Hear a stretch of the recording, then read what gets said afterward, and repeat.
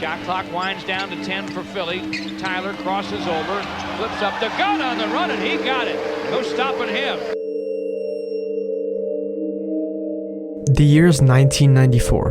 The NBA is having its annual draft with some notable picks being drafted so far. Glenn Robinson, Jason Kidd, Grant Hill, and Jalen Rose. With the 20th pick in the NBA draft, the 76ers drafted B.J. Tyler from the University of Texas. But first, we need to back up a little bit.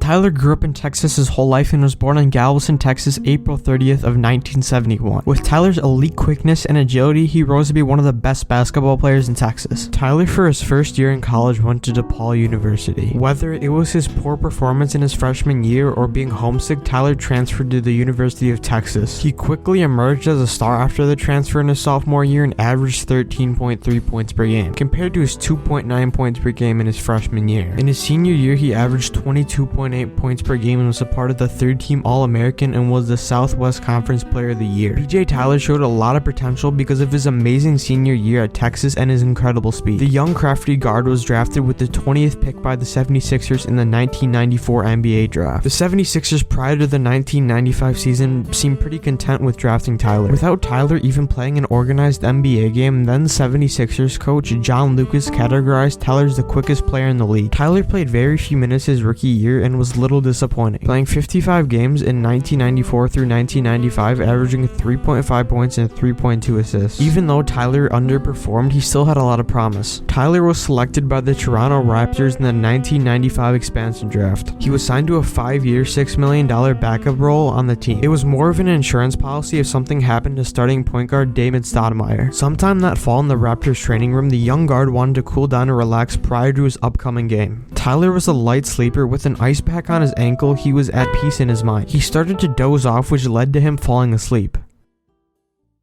Tyler woke up to come to find out that the ice pack froze to his ankle. Tyler went to go get checked out with the doctor. He found out that he had permanent nerve damage that subsequently ended his premature career. Robbed of his speed that his game was solely based on, he was ultimately forced to retire. B.J. Tyler remains one of the most forgotten what-if stories in the past decade. With the time going by and each year passing, more and more people are seeming to forget about Tyler, and it seems inevitable that he and his story will just fade away. Stay on go, you out of luck, boy. Whole game, once more, this chopper bust, boy. He don't want no problems, yeah, problems with us, boy. I don't need no chopper, Mercedes chopping you up, boy. Where I go, they follow. Do this with my eyes closed.